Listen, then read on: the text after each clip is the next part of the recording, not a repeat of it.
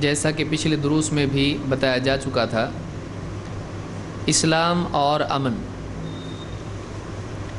اسلام میں سماج میں امن قائم کرنے اور باقی رکھنے کے اعتبار سے کیا ہدایات ہیں،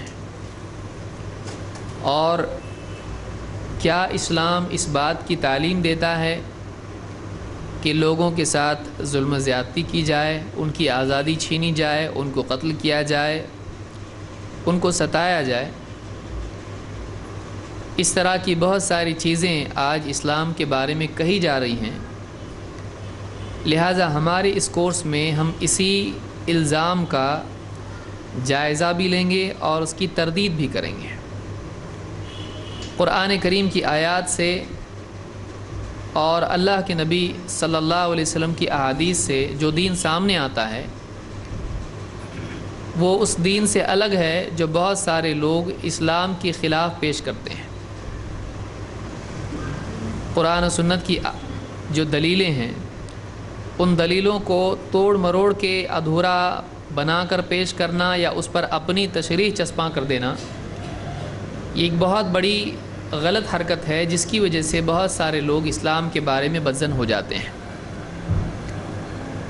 اور کسی ایک مسلمان کی غلطی کی وجہ سے، کچھ لوگوں کی غلطی کی وجہ سے سارے مسلمانوں کو مجرم قرار دیا جاتا ہے، اور اسلام کو بھی اس سلسلے میں بدنام کرنے کی کوشش کی جاتی ہے۔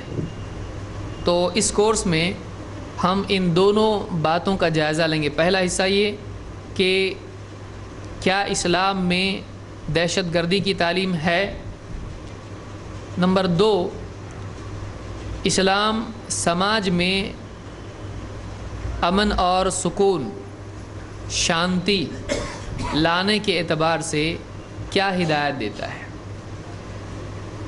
تو یہ 2 ٹکڑے ہیں، 2 حصے ہیں، 2 سیکشنز ہیں جو ہم کو اس کورس میں دیکھنے ہیں۔ آپ کے نوٹس انشاءاللہ آپ کو اگلے ہفتے ملیں گے۔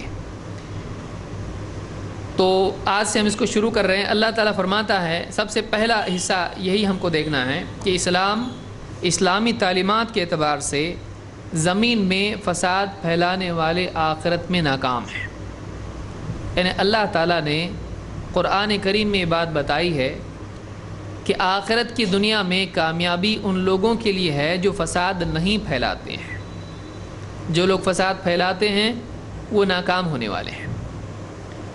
اللہ تعالیٰ فرماتا ہے وَلَا تَبْغِ الْفَسَادَ فِي الْأَرْضِ إِنَّ اللَّهَ لَا يُحِبُّ الْمُفْسِدِينَ۔ زمین میں فساد کی تلاش میں نہ رہ۔ تبغی ابتغاء کہتے ہیں طلب کرنا۔ وَلَا تَبْغِ الْفَسَادَ فِي الْأَرْضِ، زمین میں فساد کی چاہت مت کر۔ زمین میں فساد پھیلانے کی یا فساد پیدا کرنے کی ٹوہ میں نہ رہ۔ وَلَا تَبْغِ الْفَسَادَ فِي الْأَرْضِ إِنَّ اللَّهَ لَا يُحِبُّ الْمُفْسِدِينَ۔ کیوں ایسا مت کر؟ اس لیے کہ اللہ تعالیٰ فساد پیدا کرنے والوں کو پسند نہیں کرتا ہے۔ اس سے پہلے کہ ہم اس آیت کو مزید سمجھیں، بنیادی لفظ فساد یہاں پر، مفسدین یہاں پر ذکر ہوا ہے، اس کے کیا معنی ہے؟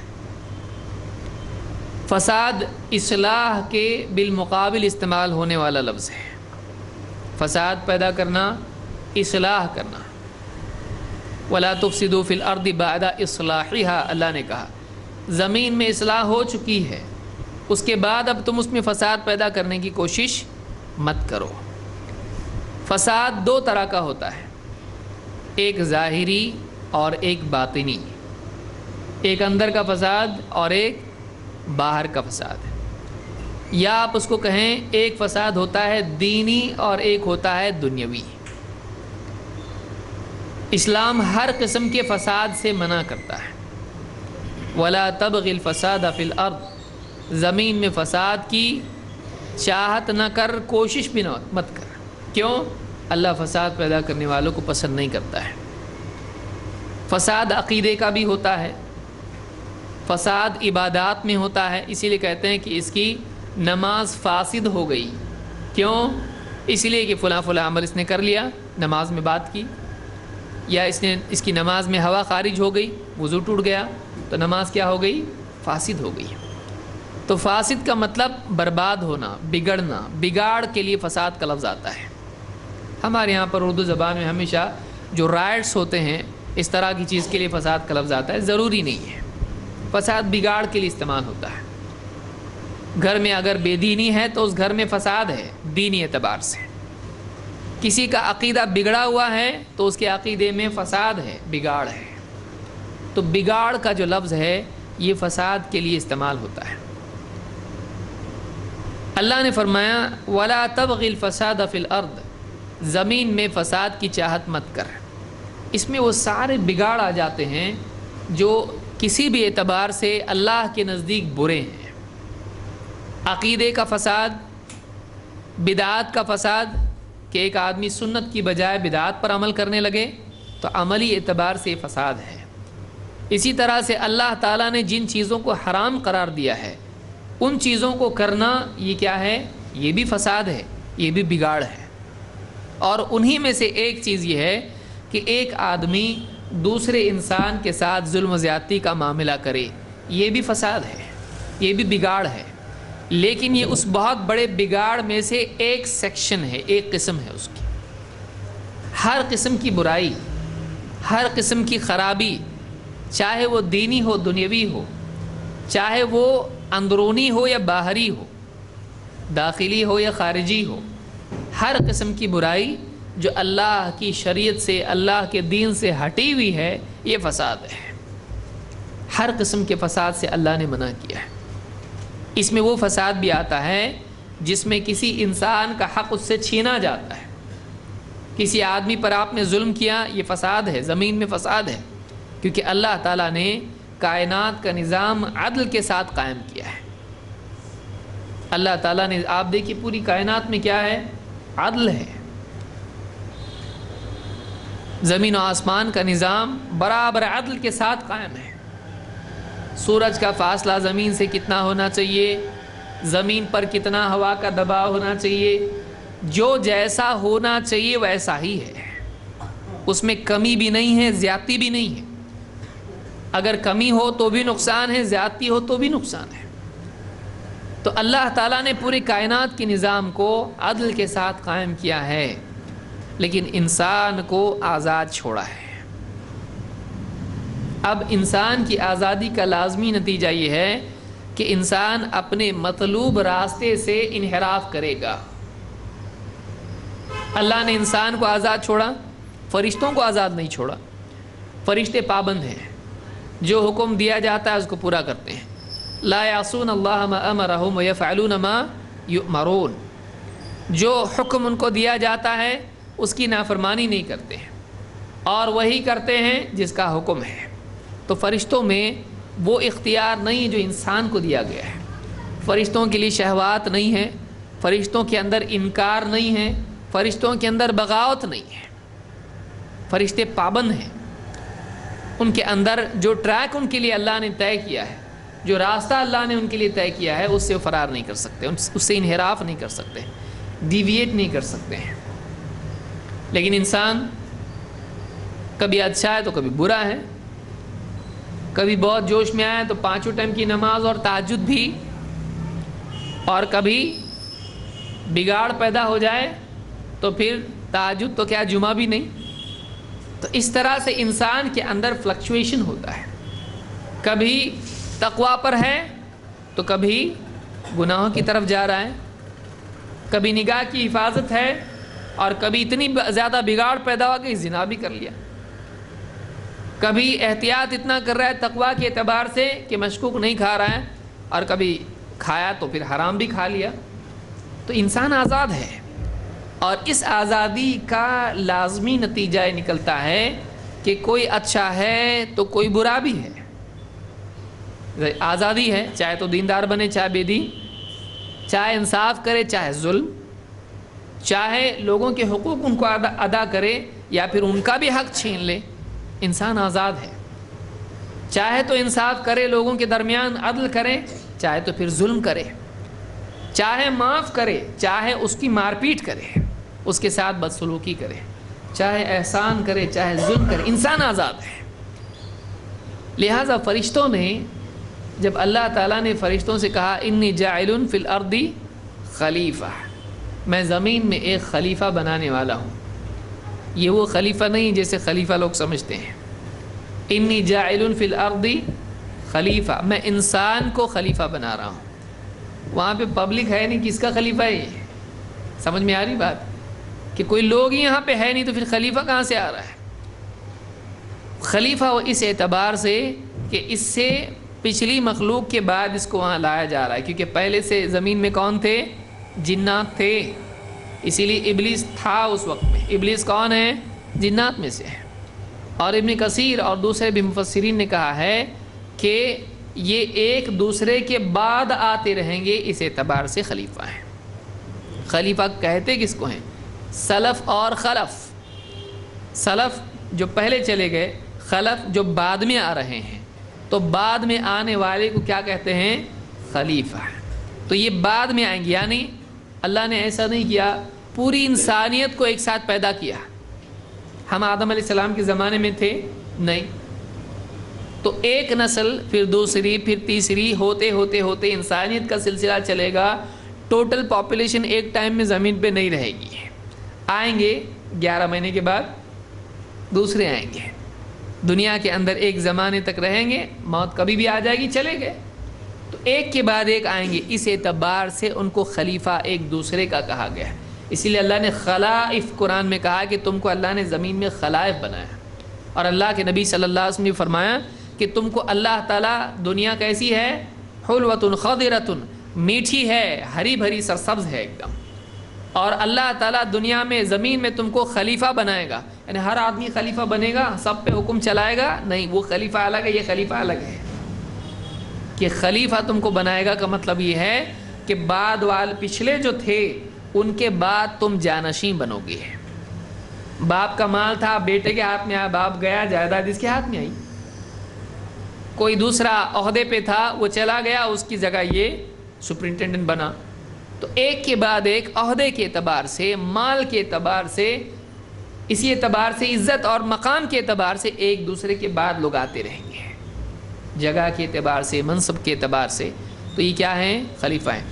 اللہ نے کہا میں زمین میں خلیفہ بنانے والا ہوں، ایسا نہیں کہا میرا خلیفہ ہے۔ بہت سال لگی تھی، یہ تفصیل بعد میں انشاءاللہ کسی اور کورس میں بھی آئے گی کہ اللہ نے نہیں کہا میرا خلیفہ ہے۔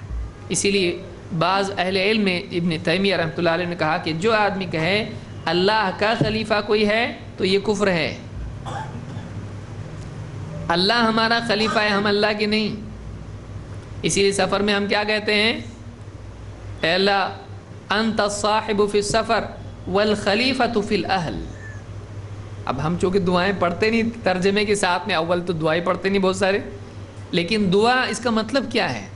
اللہم انت الصاحب فی السفر، اے اللہ سفر میں تو ہمارا ساتھی ہے، والخلیفۃ فی الاہل، اور ہمارے گھر والوں میں تو ہمارا خلیفہ ہے، یعنی ہمارے بعد ہم نہیں ہیں وہاں پہ، لیکن تو ہمارے گھر والوں کی نگرانی کرے گا تو ان میں بھی ہے۔ تو اللہ تعالیٰ خلیفہ ہے گھر والوں کے لیے، تو ہمارے بعد ہماری غیر موجودگی میں اللہ تعالیٰ ان کا نگہباں ہے۔ وَهُوَ مَعَكُمْ أَيْنَمَا كُنْتُمْ، تم جہاں کہیں ہو تمہارے ساتھ ہے۔ اللہ تعالیٰ اپنے علم کے اعتبار سے ہر بندے کے ساتھ میں، اس پر اجماع ساری امت کا اس معنی کے اوپر کہ اللہ اپنے علم کے اعتبار سے، ابن کثیر نے اور اسی طرح سے ابن عطیہ نے اور دوسرے سلف نے اس کا یہی معنی بیان کیا ہے۔ تو فرشتوں نے کہا کہ اللہ نے جب کہا کہ انی جاعل فی الارض خلیفہ، میں زمین میں خلیفہ بنانے والا ہوں، تو فرشتوں نے کہا کہ اے اللہ تو زمین میں ایسے کو خلیفہ بناتا ہے جو کیا کرے گا؟ تفسد فی، اس کے اندر فساد پیدا کرے گا، اور ویسفک الدماء، اور خون بہائے گا۔ زمین میں فساد پیدا کرے گا اور خون بہائے گا۔ کیوں ایسا ہوگا؟ اس لیے ہوگا کہ اس کو جب اختیار دیا جائے گا، آزادی دی جائے گی، تو آزادی کا لازمی نتیجہ یہ ہوگا کہ کچھ لوگ آزادی کا صحیح استعمال کریں گے تو کچھ لوگ غلط استعمال بھی کریں گے۔ پھر جو لوگ صحیح استعمال کر کے نیک بنیں گے اور نیکی کے راستے پر چلیں گے اور نیکی کی تعلیم دیں گے، تو جو لوگ نیکی پر نہیں چل رہے ہیں ان کو برا لگے گا۔ اور ان کے فائدوں کے اوپر ان کی عزت پڑے گی، ایسا مت کرو، یہ غلط ہے، یہ حرام ہے، وہ بتائیں گے. اور پھر ان میں آپس میں دشمنی قائم ہوگی، ان میں آپس میں جھگڑا ہوگا. یہ حق کے لیے کوشش کریں گے، وہ باطل کے لیے کوشش کریں گے. لہٰذا لازمی نتیجہ یہ نکلے گا کہ حق اور باطل، اہل حق اور اہل باطل کا تصادم ہوگا. اور اہل باطل چونکہ ان کو آزادی ہے تو کیا ہوگا یہ معاملہ؟ آزادی کا اکثر استعمال کیسا ہوتا ہے؟ غلط ہی استعمال ہوتا ہے. بہت کم لوگ صحیح استعمال کرتے. کیوں؟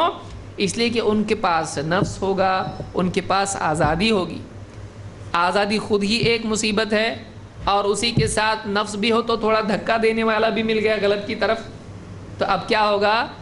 زیادہ امکان اس طرف ہے کہ شہوتوں کی وجہ سے، نفس کی وجہ سے وہ غلط کی طرف جائیں گے، اور اپنے نفس کی تسکین کے لیے وہ گناہوں کا ارتکاب کریں گے اور دوسروں پر کیا کریں گے؟ ظلم کریں گے. تو فرشتوں نے جو کہا تھا وہ بہت سوچ کے کہا تھا. اللہ زمین میں ایسے کو پیدا کرتا ہے جو کیا کرے گا؟ فساد کرے گا اور خون بہائے گا. پہلی چیز کا نتیجہ دوسرا ہے. فساد ہوگا کا مطلب شرعی اعتبار سے بگاڑ آئے گا، اور جب بگاڑ آئے گا تو آپس میں حق اور باطل والے کیا ہوں گے؟ ان کا معاملہ پھنس جائے گا، ٹکراؤ پیدا ہوگا، اور اہل باطل کیا کریں گے؟ اہل حق کا خون بہائیں گے. یا حسرتن علی العباد ما یأتیہم من رسول الا کانوا بہ یستہزئون. بندوں کے حال پر حسرت ہے، ان کا حال حسرت کے قابل ہے. جو بھی رسول ان کے پاس آیا انہوں نے اس رسول کا مذاق اڑایا. حق کو لوگ نہیں مانیں گے، اور نہ صرف یہ کہ حق کو نہیں مانیں گے، حق کا انکار کرنے کے بعد حق کو دبانے کی کوشش کریں گے، اور باتوں سے کام نہیں چلے گا تو پھر ہاتھوں کو استعمال کریں گے، طاقت استعمال کریں گے، خون بہائیں گے، جان لینے تک جائیں گے. اسی لیے اہل حق کو ہر زمانے میں ستایا گیا. تو یہ جو فرشتوں نے کہا کہ ایسا ہوگا، تو اللہ اس میں کیا مصلحت ایسا کرنے میں؟ تو ایسا کیوں پیدا کر رہا ہے جو گڑبڑ کرے گا؟ اللہ نے کہا انی اعلم ما لا تعلمون، میں وہ جانتا ہوں جو تم نہیں جانتے. یہ ایک مخلوق ہے جس کو آزادی نہیں ہے، لیکن یہ ایک مخلوق ہے جو آزادی والی ہوگی. بغیر آزادی کے عبادت کرنا ٹھیک ہے، کر رہے اچھی بات ہے، اس کے اندر تو ہے ہی نہیں کہ گناہ کی طرف جائے. میں ایک اور مخلوق بنا رہا ہوں جو آزاد ہونے کے باوجود اپنی مرضی سے پابند بنے گی. یہ کمال ہے. اس میں نبی آئیں گے، اس میں رسول آئیں گے، اس میں بندگی کا کمال دیکھنے کو ملے گا. فرشتے سارے کیسے ہیں؟ پابند. وہ چاہ کے بھی گناہ کر سکتے ہیں، چاہتی نہیں تو گناہ کہاں سے کریں گے؟ لیکن اللہ چاہتا تھا کہ ایسی مخلوق بنے، وہ ایسی مخلوق بنائیں کہ جس کے پاس آزادی ہے، وہ گناہ کر سکتا ہے، وہ کفر کر سکتا ہے لیکن ایمان لائے گا، وہ آزادی اختیار کر سکتا ہے، گناہ کر سکتا ہے لیکن وہ پابند بنے گا. تو ساری رکاوٹوں کے باوجود، نفس کے باوجود اور ساری آزادی کے باوجود وہ اپنے آپ کو پابند کر دے گا. کتنا زبردست ہے یہ. ایک آنکھ والا اور ایک آنکھ والا نہیں ہے. جس کو آنکھ نہیں ہے اس کے بارے میں کیا بول رہے ہیں پوری بستی والے؟ بہت نیک آدمی ہے، آنکھ کا کبھی غلط استعمال نہیں کرتا. بولے آنکھ کا غلط کیا، آنکھ کا استعمال ہی نہیں میرے پاس بھائی، کچھ دکھتا ہی نہیں ہے. تو پرائی عورتوں کو دیکھنے کا مسئلہ ہے نہیں ہے، کیونکہ آنکھ ہی نہیں ہے. یہ صاحب دیکھو، کبھی کسی کو گالی نہیں، جھوٹ نہیں، غیبت نہیں، تہمت نہیں، بہتان نہیں، فضول باتیں نہیں. کیوں؟ گونگے ہیں. کمال ہے یہ کمال نہیں ہے. کمال یہ ہے کہ اس کے پاس زبان ہے لیکن وہ زبان کا غلط استعمال نہیں کرتا ہے. تو فرشتے تو ہیں، اللہ کو ایک مخلوق ایسی بھی چاہیے، اس سے وہ کچھ کام ایسا لینا ہے جو گڑبڑ نہیں کرے. لیکن ایک مخلوق اللہ کو ایسی بھی چاہیے تھی کہ جو آزادی کے باوجود پابند بنے. اسی لیے اللہ نے کیا کہا؟ میں وہ جانتا ہوں جو تم نہیں جانتے. اس میں بھی حکمت ہے ایسی مخلوق بھی ہونا چاہیے. یہ تخلیق کا کمال ہے. لقد خلقنا الانسان فی احسن تقویم، بہترین مخلوق. پھر ان میں سے کون آئے؟ نبی آئے، ان میں سے رسول آئے، ان میں سے اولیاء آئے، ان میں سے صحابہ آئے رضی اللہ عنہم ورضوا عنہ، کہ اللہ ان سے راضی، وہ اللہ سے راضی. تو اللہ نے دونوں مخلوقات پیدا کیے، لیکن جہاں اچھے نکلیں گے ان میں سے کیسے نکلیں گے؟ برے بھی نکلیں گے. اور لازمی نتیجہ نکلے گا کہ زمین میں فساد پیدا ہوگا اور بگاڑ آئے گا. تو سارا بگاڑ جو زمین پر ہے وہ آزادی کے غلط استعمال کا نتیجہ ہے. اور اسلام کیا ہے؟ آزادی کو پابندی میں تبدیل کر دینا. ہمارے آزادی، ہم اس آزادی کو چپ چاپ اللہ کو دے دیں، اے اللہ یہ ہماری آزادی لے لے تو. ہم پابند ہو گئے. اذ قال له ربه اسلم قال اسلمت لرب العالمین. جب ابراہیم علیہ السلام سے اللہ تعالیٰ نے کہا اسلم، ایک لفظ والا سٹیٹمنٹ اور کچھ بھی نہیں، اسلم. اسلم کا مطلب فرما بردار ہو جا، پابند ہو جا. استسلام، اسلام کے معنی کیا ہے؟ اسلام کے معنی ہے استسلام. استسلام کے معنی کیا ہے؟ اپنے آپ کو پابند بنا لینا، اپنے آپ کو کیا کر دینا؟ سبمٹ کرنا، اپنی آزادی چھوڑ کے پابند بن جانا. بہت سارے لوگ کہتے ہیں اسلام کے معنی ہے پیس. اسلام کے معنی پیس نہیں ہے، اسلام کا نتیجہ پیس ہے. بھائی جب آدمی اپنی آزادی چھوڑ دے گا تو جھگڑا ختم ہوگا کہ نہیں ہوگا؟ جھگڑا شروع یہاں سے ہوا ہے، پیس ختم کیوں ہو رہا ہے؟ میں اپنی منمانی کروں گا، اس کی وجہ سے پیس ختم ہو رہا ہے. لیکن جب آدمی اپنی آزادی چھوڑ کے اللہ کی بات مان لے تو پیس اپنے آپ آ جائے گا. منمانی چھوڑنے سے امن آتا ہے اور منمانی سے بگاڑ اور فساد آتا ہے. تو اسلام کے معنی استسلام ہے. اسلم عربی زبان میں لفظ آتا ہے، اسلم سے اسلام بنتا ہے. اسلم یسلم اسلاما فہو مسلم. اسلام لانا کا مطلب ہوتا ہے پابندی اختیار کرنا، یہ میننگ ہے. اور وہ لفظ ہے وہ سلام سے ہے، وہ سلم وہ سلام سے ہے، اس کی وہ اسلام ہی کے لفظ سے جڑا ہوا ہے. لیکن اصل معنی اسلام کے کیا ہیں؟ اصل معنی ہے استسلام. اس کو یاد رکھیے، اصل معنی ہے استسلام. اپنی مرضیات کو، اپنے ظاہر و باطن کو اللہ کی مرضی کے تابع کر دینا. ادخلوا فی السلم کافہ، اسلام میں پورے پورے داخل ہو جاؤ. تو اللہ تعالیٰ نے فرمایا وَلَا تَبْغِ الْفَسَادَ فِي الْأَرْضِ إِنَّ اللَّهَ لَا يُحِبُّ الْمُفْسِدِينَ.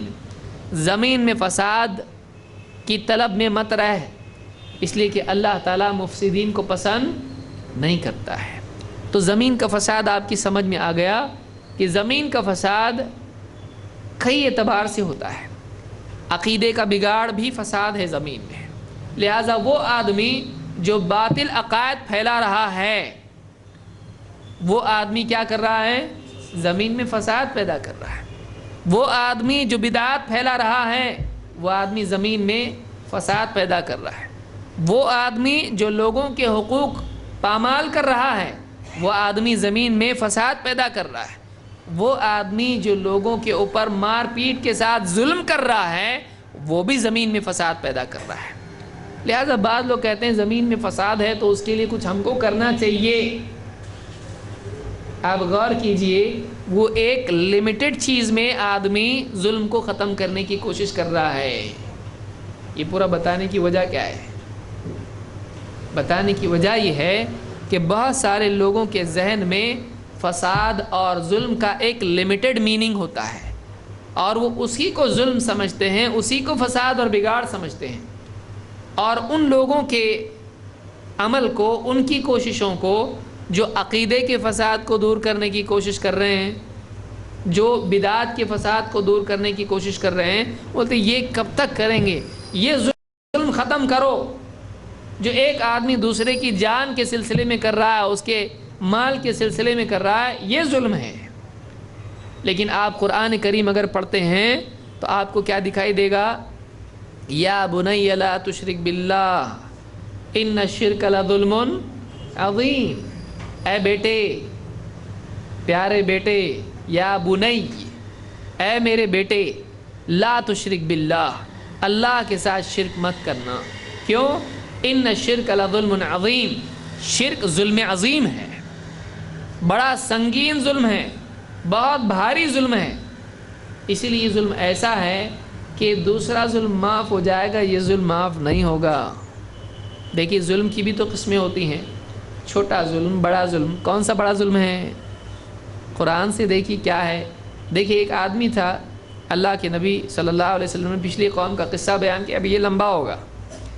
पिछली कौम का किस्सा बयान किया, कहा एक आदमी था, उसने 99 कत्ल किए थे, मर्डरर, 1 2 3 99 लोगों का कलम लगाया उसके ऊपर, और उसको एहसास पैदा हुआ बस हो गया, तौबा करना चाहिए। गया, बदकिस्मती से उसको कौन मिला? आबिद। जाके उससे पूछा तौबा है क्या अपने लिए? बोला काहे की तौबा, नहीं है तौबा। इतना 99 आज भी जैसे बोलते हैं ना, हाँ 100 चूहे कहा कि बिल्ली हज को चली। तो एक आदमी कहता है कि तौबा तेरे लिए नहीं है, अब बहुत गुनाह कर लिए तूने। अब पहले से 99 कत्ल करने वाला कौन सा बहुत पुरअमन आदमी होगा? उसने गुस्से में आके क्या किया, उसको भी लिस्ट में शामिल कर लिया। 100 कत्ल हो गए। लेकिन उसको एहसास हुआ कि मैंने, कुछ भी हो काम तो गलत है, और पहले जब तौबा की तलब थी तो अब एक बढ़ने से क्यों कम हो, अब तो ज़्यादा होना चाहिए। फिर आदमी के पास ढूंढा ढूंढा ढूंढा, कोई आदमी मिला नहीं। फिर एक आदमी मिला। कौन मिला आपकी मर्तबा? एक आलिम मिला। उससे पूछा तौबा है क्या अपने लिए? मेरे लिए तौबा है? कहा कि हाँ, तेरे और तेरी तौबा के बीच में कौन आ सकता है? तेरी तौबा में कौन रुकावट बनेगा? तौबा है। एक काम कर, ये बस्ती अच्छी नहीं है, यहाँ के लोग सही नहीं, माहौल सही नहीं है, तो क्या कर, फलां बस्ती में जा, वहाँ नेक लोग हैं, उनके साथ रह के इबादत करता रहे, वापस मत आ, डोंट कम बैक, वापस मत आ। तो इससे माहौल की अहमियत भी मालूम होती है। बुरे माहौल से आदमी बिगड़ता है। वो आदमी बोला ठीक है, जब ऐसा करना है तो फिर जाएंगे। निकला वो, चलते चलते चलते चलते चलते अभी वो पहुंचा नहीं, रास्ते में उसको मौत आ गई। मरते मरते मरते उसने एक करवट उधर ले ली। अल्लाह ताला ने फरिश्तों को भेजा, जाओ, रहमत के भी फरिश्ते भेजे और अजाब के भी फरिश्ते भेजे। बहुत सारे लोगों की अकल में हदीस आती नहीं। क्यों नहीं आती? जितना बड़ा बर्तन होगा उतना ही उसमें चीज़ें समाएंगी। हाँ, चमचे में आप पूरा ड्रम ले रहे हो और समंदर लेने जाएंगे, चलेगा?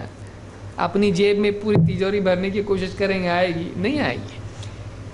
अब बोले ऐसा कैसा, अल्लाह अजाब की भी फरिश्ते भेज रहा, अल्लाह ताला रहमत के भी भेज रहा, मतलब ऐसा कैसा होता? कोई तो भी एक फ़ैसला होगा ना। अल्लाह चाहे सारे फरिश्तों को भेज दे, अल्लाह की मर्ज़ी। अल्लाह ताला जैसे इंसानों का रब है, फरिश्तों का भी है, इंसानों का मुअल्लिम है, फरिश्तों का भी है। इसीलिए फ़रिश्ते क्या कहते हैं? सुब्हानका ला इल्म लना इल्ला मा अल्लमतना। मालूम है कि अल्लाह ताला फरिश्तों को भी तालीम देता है। अल्लाह तो पाक है, हमारे पास कोई इल्म ऐसा दूसरा तो है ही नहीं, हमारे पास जो भी इल्म है वो कौन सा है? तेरा सिखाया हुआ है। तो मालूम है अल्लाह ताला फरिश्तों का भी मुरब्बी है और उनका भी मुअल्लिम है।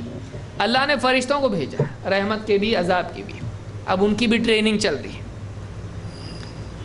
अब रहमत के फरिश्ते बोले हमको भेजा अल्लाह ने, हम लेके जाने वाले इसको, और अजाब के फरिश्ते बोले हमको फिर काहे को भेजा, हम भी लेके जाएंगे इसको, हमको काम दिया अल्लाह ने। अब ये बोल रहे हम ले जाएंगे, ये बोल रहे हम ले जाएंगे। अल्लाह ताला ने उनके लिए तीसरे फरिश्ते को भेजा, दोनों में फैसला करने के लिए।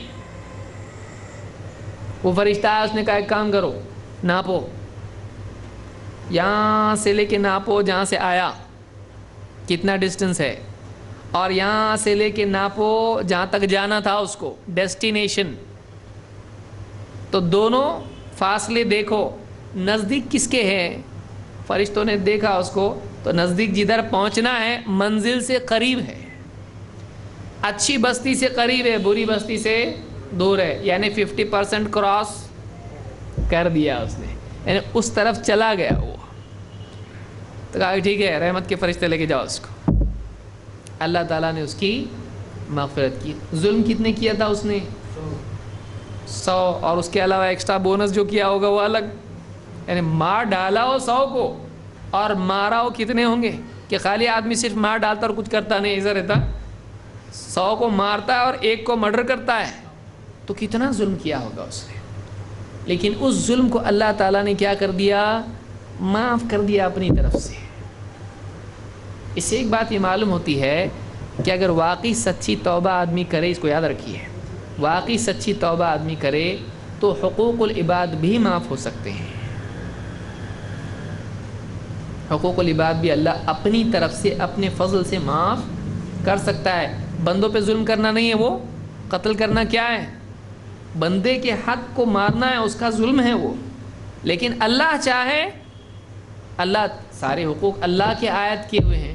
یہ کیا پیدائشی کچھ حق لے کے آیا تھا اپنا؟ نہیں، بلکہ اللہ نے حق رکھا. اسی لیے اللہ نے کیا کہا؟ میں نے اپنے اوپر ظلم کو حرام کر لیا ہے. انی حرمت الظلم علی نفسی، میں نے اپنے اوپر ظلم کو حرام کیا ہے اور تمہارے درمیان بھی ظلم کو کیا کر دیا ہے؟ حرام. تو وہ آپس میں ایک دوسرے پر ظلم کرنا حرام ہم نے کیا یا اللہ نے؟ وہ اللہ کے حرام کرنے سے حرام ہوا ہے. اب اللہ چاہے تو اپنی طرف سے اس کو معاف کر دے، کیونکہ وہ اللہ کا معاملہ ہے. ہاں لیکن اللہ تعالیٰ چونکہ بندوں کے حقوق بھی دلاتا ہے، اس لیے اللہ تعالیٰ ایسے بندوں کو پکڑے گا جنہوں نے کسی بندے پر ظلم کیا ہے. لیکن اللہ تعالیٰ چاہے تو اس کو بھی معاف کر سکتا ہے. کیوں؟ ان اللہ لا یغفر ان یشرک، اللہ تعالیٰ اس بات کی مغفرت نہیں کرے گا کہ اللہ کے ساتھ شریک کیا جائے. لیکن اللہ تعالیٰ اس کے بغیر کوئی اور ظلم ہے اللہ اس کو معاف کر سکتا ہے. تو شرک والا ظلم معاف نہیں ہوگا، لیکن شرک کے علاوہ ظلم معاف ہو سکتا ہے. تو بڑا ظلم کون سا ہے؟ شرک ہے. بڑا بگاڑ کون سا ہے؟ شرک ہے. تو جو آدمی اس کے ختم کرنے کی کوشش کر رہا ہے وہ کم کیسا ہوا؟ یہ اس دور کا بگاڑ ہے، یہ خود ایک فساد ہے. کہ ایک آدمی کہے کیا آپ لوگ شرک شرک شرک، خلافت قائم کرو، دنیا میں اتنا ظلم ہو رہا اس کے خلاف آواز اٹھاؤ. یہ کیا توحید توحید توحید کر رہے ہیں آپ؟ دوسرے بھی کام ہے کہ نہیں؟ بلا شبہ ہر قسم کے ظلم کو ختم کرنا ہمارا ٹارگٹ ہے، لیکن پہلے بیسک سے شروع کرو. تم کو گنتی نہیں آ رہی، پہاڑ یاد کر رہے، آپ کو ابھی بیسکس معلوم نہیں ہے، آپ کو اللہ کے حق میں ظلم کیا ہے وہ معلوم نہیں ہے. آپ بندوں کے حق میں ظلم کو دور کرنے لگے. آپ کون سے ظلم کو پہلے ختم کرنے کی کوشش کرنا چاہیے، خالق کے یا مخلوق کے؟ سمجھ رہی بات؟ یعنی بگاڑ آتا کہاں سے کہ آپ کو خالق کے سلسلے میں زیادہ فکر ہے یا مخلوق کے سلسلے میں؟ کہ اللہ کا معاملہ زیادہ سنگین ہے. اللہ کا معاملہ زیادہ سنگین ہے کہ اگر اس ظلم کے ساتھ آدمی مرتا بھی ہے تب بھی اللہ کے ہاں اس کی مغفرت کی گنجائش ہے. لیکن شرک کے ساتھ آدمی جاتا ہے، اس کی گنجائش نہیں ہے. تو ہم یہ نہیں کہیں گے بھائی ہم تو صرف توحید کی دعوت دیتے ہیں، ہم باقی ظلم دور نہیں کریں گے. ہم یہ بھی نہیں کہتے ہیں، ہم یہ بھی نہیں کہتے ہیں کہ باقی ہم یہ پہلے کریں گے توحید بعد میں. نہیں، دونوں ہمارے ہاں ہیں، لیکن دونوں ایک ساتھ ہم کر سکتے ہیں؟ نہیں. ہم کیا کریں گے جب ہم دونوں ایک ساتھ نہیں کر سکتے ہیں؟ تو ہم الاہم فالمہم، الاہم فالمہم، پرائرٹی زندگی میں ہوتی ہے. آدمی گھر میں شادی بھی جب کرتا ہے بچوں کی تو دیکھتا ہے پہلے بیٹی، اس کی شادی کر دیں گے، بیٹے تو بیٹھ ذرا، تیری شادی بعد میں کریں گے. تو آدمی کیا کرتا ہے، اپنا بجٹ ایسا ہے، اپنے گھر کا ڈھانچہ ایسا ہے، تو شادی بھی اگر کر رہا ہے گھر کے اندر پرائرٹیز اس میں ہوتی ہیں. زندگی کے کئی معاملات ہیں، بچوں کو چاہے وہ کھلونے لانے کا معاملہ ہو یا کچھ بھی ہو، زندگی میں چھوٹی سے لے کے بڑی چیز تک بھی پرائرٹیز ہوتی ہیں. حج کرنا، قربانی کرنا، جتنے بھی معاملات ہوتے ہیں ترتیب وار آدمی ان کو کرتا ہے، سب ایک ساتھ نہیں کرتا ہے۔ تو سب سے بڑی پرائرٹی کیا ہے جس کو نبی صلی اللہ علیہ وسلم نے اپنایا؟ یا ایھا الناس قولوا لا الہ الا اللہ تفلحوا۔ کیا یہ ظلم نہیں ہے کہ آدمی اپنے ہاتھوں اپنی بچی کو دفن کرے؟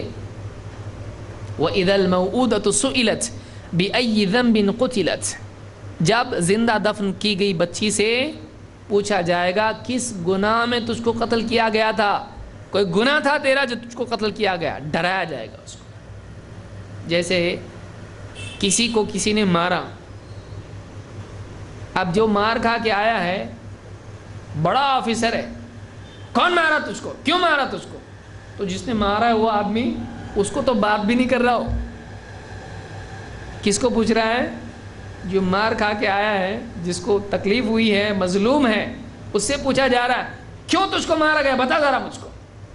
تو جس نے مارا وہ کیا ہوگا؟ وہ بالکل گھبرا کے کونے میں جا کے کھڑے گا، صاحب میں غلطی ہو گئی، اس سے تو بات بھی نہیں کر رہا ہے وہ۔ تو یہ اس سے پوچھنے کی وجہ کیا ہے؟ وہ بچی بولے کہ میری کیا وجہ تھی، تو اس کو کیوں قتل کیا گیا بتا۔ تو وجہ کس سے پوچھا جا رہا ہے؟ یعنی اللہ تعالیٰ ان لوگوں سے بات کرنا بھی پسند نہیں کرے گا، اس سے پوچھا جائے گا کیا گناہ تھا تیرا، بتا کیا غلطی کی تھی تو نے، تجھ کو قتل کیا گیا۔ اتنا سنگین معاملہ ہے، ایک بے قصور، ایک ایسا بچہ جس نے کوئی گناہ ہی نہیں کیا، جس نے کسی کے ساتھ کچھ برا نہیں کیا، اس کو زندہ، وہ بھی نہیں کہ چلو مار ڈالا پھر اس کے بعد دفن کیا گیا۔ زیادہ تکلیف کس میں ہوتی بتائیے؟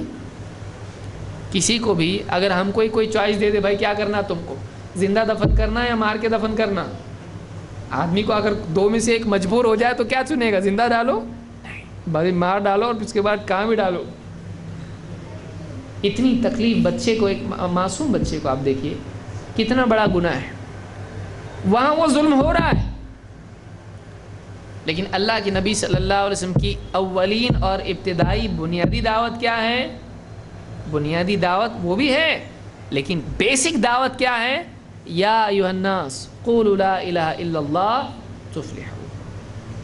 تو فساد کے بارے میں اچھی طرح سے ذہنوں میں پہلی بات یہ بٹھائیں کہ فساد ایک قسم کا نہیں ہوتا ہے، فساد کئی قسم کا ہوتا ہے، اور ہماری دعوت ہر قسم کے فساد کی ختم کرنے کی ہے، چاہے وہ عقیدے کا فساد ہو، چاہے وہ عبادات کا فساد ہو، چاہے بندوں کا ایک دوسرے کے حقوق ضائع کرنے کے اعتبار سے فساد ہو، علمی، عملی، اعتقادی اور قولی بات کا بھی فساد ہوتا ہے، بگاڑ، الفاظ غلط بات آدمی کر رہا ہے، ظلم زیادتی کی بات کر رہا ہے یا گالی گلوچ کر رہا ہے، یہ بھی فساد ہے۔ تو ہر قسم کا فساد ہم ختم کرنے کی کوشش کریں، کسی ایک قسم کے فساد کے بارے میں بات نہ کریں، پہلی بات تو یہ۔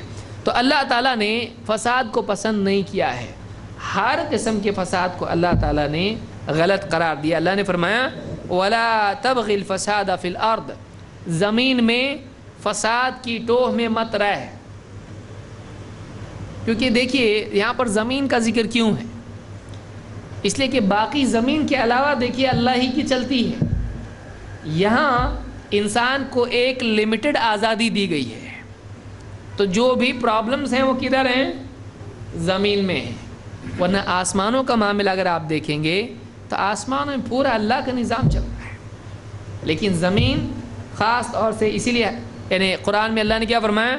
ظہر الفساد فی البر والبحر بما کسبت ایدی الناس، ظہر الفساد فی البر والبحر بما کسبت ایدی الناس، زمین میں اور خشکی میں فساد پھیل گیا لوگوں کی کرتوت کے نتیجے میں، لوگوں نے جو کمایا، جو کام کیا، جو اعمال کیے، اس کے نتیجے میں فساد کہاں آیا ہے؟ زمین میں آیا ہے، بر میں بھی آیا اور بحر میں بھی آیا ہے، پانیوں میں بھی آیا اور خشکی میں، تری میں، دونوں جگہ آیا ہے۔ تو انسان کے اعمال کا بگاڑ زمین میں بگاڑ کا سبب ہے، اس کو یاد رکھیے۔ آخری بات کیا ہے اس سلسلے میں؟ کہ انسان کے اعمال کے بگاڑ سے زمین میں بگاڑ پیدا ہوتا ہے، لیکن انسان کے اعمال کا بگاڑ کیسا ہوتا ہے؟ انسان کے دل کے بگاڑ سے۔ اسی لیے حدیث میں فساد کا لفظ کیسا آیا ہے؟ آپ دیکھیے اصلاح، ہم آخری اس میں جو ہے سمجھنے کی کوشش کریں گے. آپ فرماتے ہیں اللہ کے نبی صلی اللہ علیہ وسلم الا ان فی الجسد مضغہ اذا صلحت صلح الجسد کلہ واذا فسدت فسد الجسد کلہ والا وہی القلب. تو اس میں دو باتیں سیکھنے ملیں گی. نمبر ایک، اصلاح یا صلاح اور فساد ایک دوسرے کے اپوزٹ استعمال ہوتے ہیں. اسی لیے حدیث میں اللہ کے نبی صلی اللہ علیہ وسلم نے اس حدیث میں صلحت اصلاح ہونا، صالح اسی پر سے نیک ٹھیک ٹھاک، اور دوسرا اس کے بالمقابل ہے فاسد فساد بگاڑ خراب. اور آپ صلی اللہ علیہ وسلم نے یہاں پہ بتایا کہ آدمی کے جسم میں گوشت کا ٹکڑا ہے، اگر اس میں اصلاح ہو جائے تو پورے بدن میں اصلاح ہو جاتی ہے، اور اگر اس میں بگاڑ ہو جائے پورے بدن میں بگاڑ آ جاتا ہے. تو بدن کا فساد دل کے فساد کا نتیجہ ہوتا ہے. لہٰذا زمین کا فساد دور کرنے کے لیے آدمی کے اعمال کا فساد ختم کرنا پڑے گا، اور آدمی کے اعمال کے فساد کو ختم کرنے کے لیے اصل کہاں ریپیئر کرنا پڑے گا؟ دل کا فساد دور کرنا پڑے گا. لہٰذا علم وہ چابی ہے، وہ دوا ہے جس کے ذریعے سے دلوں کا فساد دور ہوتا ہے. دلوں کا فساد کیسے دور ہوتا ہے؟ ڈاکٹر صاحب کے پاس دلوں کا فساد کیسے دور ہوتا ہے؟ سر پہ تلوار رکھیں، سدھر، بولے کدھر؟ سدھر، بولے ٹھیک ہے سدھرے گا وہ، لیکن کب تک سدھرے گا؟ جب تک آپ اس کے سر پہ مسلط ہیں، کیونکہ یہ زبردستی کا تقوی ہے. جیسے ہی آپ ہٹ گئے واپس سے ریسیٹ، فیکٹری ڈیفالٹس، پھر سے واپس جیسا تھا ویسے. تو ایک آدمی زبردستی آپ اس کو دیندار نہیں بنا سکتے. اصل دینداری آتی کہاں سے؟ دل سے. لہٰذا اصلاح وہاں سے کی جاتی ہے. اسی لیے قرآن میں بڑا جہاد کس کو کہا گیا؟ قرآن سے جہاد کرنے کو. کیوں؟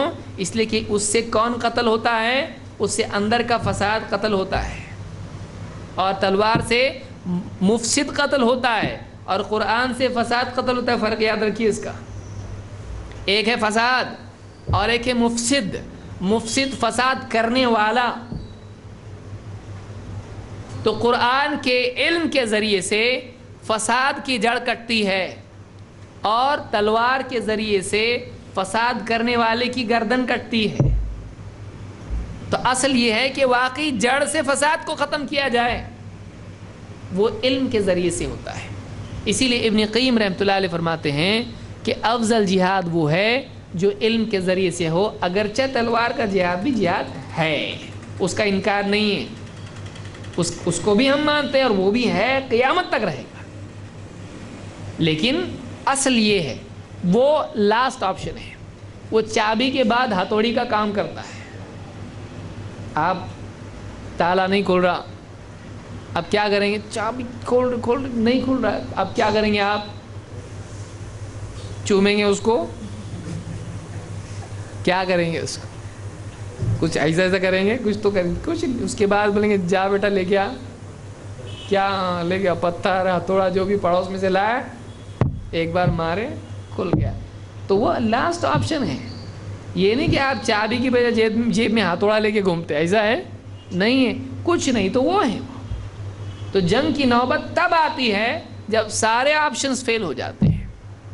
یہ آج سبھی مانتے ہیں کہ پیس ٹاکس نہیں چل رہے، یہ بھی نہیں سمجھایا تو بھی نہیں سدھر رہا، بیچارہ پورا بگڑا ہوا ہے، سنتا ہی نہیں کسی. پھر اس کے بعد جنگ ہوتی ہے. تو آپ کے یہاں بھی وہ قاعدہ ہے، ہمارے اسلام میں بھی وہی قاعدہ ہے. ہمارے اسلام میں بھی وہ قاعدہ ہے، ڈائریکٹ جنگ نہیں ہے، اس کے لیے آپشنز ہے، وہ تفصیل سے انشاءاللہ اور بھی ہم دیکھیں گے. تو یہاں یہ بات یاد رکھیے، اصل فساد دل کا فساد ہے. اس لیے اللہ تعالیٰ نے یہاں پر جو کہا وَلَا تَبْغِ الْفَسَادَ فِي الْأَرْضِ، زمین میں فساد پیدا مت کر. تو وہ فساد پہلے دل کی زمین پر آتا ہے، پھر اللہ کی جو بنائی ہوئی زمین ہے اس پر آتا ہے. تو آپ زمین کا فساد ختم کرتے رہیں، لیکن دل کی زمین کا فساد اگر آپ ختم نہیں کرتے ہیں تو وہ آتا رہے گا. اصل کہاں سے ختم کرنا ہے؟ دل سے اور یہاں سے بھی ختم کرنے کی طاقت کے ذریعے سے کوشش کرنا ضروری ہے۔ تو اللہ نے فرمایا کہ وَلَا تَبْغِ الْفَسَادَ فِي الْأَرْضِ، زمین میں فساد پیدا مت کر، اللہ تعالیٰ مفسدین کو پسند نہیں کرتا ہے۔ لہٰذا جو لوگ یہ کہتے ہیں کہ اسلام فساد سکھاتا ہے، ان کے لیے آیت ہے، ہم ان کو بتا سکتے ہیں کہ سورہ القصص آیت نمبر 77 میں اللہ نے فرمایا دو باتیں کہیں، ایک کمانڈمنٹ ہے اور دوسرے انفارمیشن ہے، ایک امر ہے اور دوسرے خبر ہے۔ حکم کیا ہے؟ زمین میں فساد نہیں کرنے کا، تو اللہ نے اس سے منع کیا ہے۔ تو ہم کسی کو بھی بتا سکتے ہیں بھائی ہمارے دھرم میں دیکھیے کیا ہے، ہمارے اسلام میں فساد پیدا کرنے سے منع کیا گیا ہے، چاہے وہ کوئی بھی فساد ہو۔ پھر دو، کیوں؟ اللہ تعالیٰ ایسے لوگوں کو پسند بھی نہیں کرتا ہے، یعنی ایسا ہے قرآن میں خوب فساد پیدا کر، بہت اللہ پسند کرتا ہے ایسے لوگوں کو جو زمین میں پورا بگاڑ پیدا کرتے ہیں۔ تو جو لوگ کہہ رہے ہیں اسلام ٹیررزم سکھاتا ہے، اسلام لوگوں کی جان و مال اور عزت آبرو کو برباد کرنے کی تعلیم دیتا ہے، تو ایسے لوگوں کو تو اللہ بہت پسند کرنا چاہیے۔ لیکن اللہ تعالیٰ کیا فرما رہا ہے؟ ان اللہ لا يحب المفسدین، اللہ فساد پیدا کرنے والوں کو پسند نہیں کرتا ہے۔ ایسا ہے کیا کہ اللہ تعالیٰ جو اسلام کے باہر ہیں فساد پیدا کرنے والے ان کو پسند نہیں کرتا؟ ہاں مسلمان ہے نا تو خوب فساد پیدا کر، ایسا ہے؟ یہ عموم ہے۔ المفسدین، کوئی بھی مفسد ہو، مسلم ہو غیر مسلم ہو، مرد ہو عورت ہو، جوان ہو بوڑھا ہو، کوئی بھی ہو، اگر وہ فساد پیدا کرتا ہے کسی بھی قسم کا ہو، ظاہری باطنی دینی ہو، حقوق میں ہو، کوئی بھی فساد ہو، اللہ کسی فساد کو پیدا نہیں کرتا ہے۔ تو اللہ نے تو منع کیا ہے یہ۔ تو یہ آیت کیا بتا رہی؟ زمین میں فساد اچھی چیز نہیں، لہذا اسلام فساد کی تعلیم نہیں دیتا ہے۔ اور آگے آئیے، فساد آتا کہاں سے اور آخرت میں مفسدین کا کیا معاملہ ہے؟ دو چیزیں ہم کو ملی، ایک فساد مت پیدا کرو، کیوں؟ اللہ کو پسند نہیں۔ کوئی آدمی کہ ٹھیک ہے اللہ کو پسند نہیں ہم کو پسند ہے، اگر کوئی آدمی ایسا کرتا ہے کیا فرق پڑتا ہے؟ تو یاد رکھیے کہ آخرت میں اس آدمی کا کوئی حصہ نہیں جو کسی نہ کسی اعتبار سے زمین میں فساد پیدا کرتا ہے، آخرت میں بھی وہ ناکام ہے۔ اللہ تعالیٰ فرماتا ہے تلک الدار الآخرہ، یہ آخرت کا گھر ہے، تلک الدار الآخرۃ، تلک الدار الآخرۃ نجعلها للذین لا یریدون علوا فی الارض ولا فسادا، یہ آخرت کا گھر ہے، یہ گھر ہم ان لوگوں کے لیے رکھے ہیں، یعنی اس گھر کو ہم نے ان لوگوں کے لیے بنایا ہے، نجعلها للذین لا یریدون علوا فی الارض ولا فسادا، جو زمین میں بڑائی کی چاہت نہیں رکھتے ہیں اور نہ زمین میں فساد کی چاہت رکھتے ہیں۔ یریدون علوا فی الارض ولا فسادا، یریدون ارادہ سے، ارادہ کے معنی ارادہ کرنا۔ آخرت کا گھر یعنی جنت ان لوگوں کے لیے اللہ نے رکھی ہے جو زمین میں دو چیزوں کا ارادہ نہیں رکھتے ہیں۔ پہلا ارادہ کیا ہے؟ علو، علو میں بڑا، میں غالب، میری چلے، میں علو۔